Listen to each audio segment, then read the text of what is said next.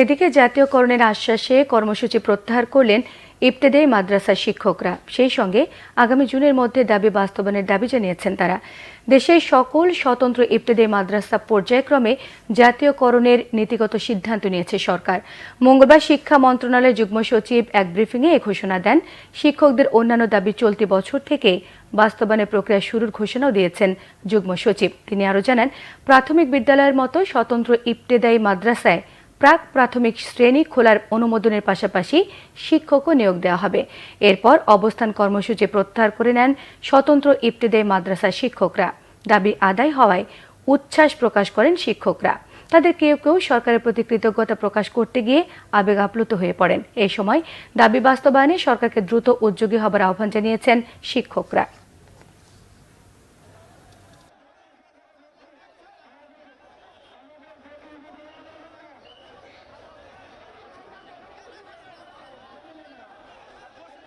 এই ছাত্র জনতার ২৪-এর বিপ্লবের মধ্য দিয়ে আল্লাহ পাক একটা নিরসনের ব্যবস্থা করেছেন ইনশাআল্লাহ।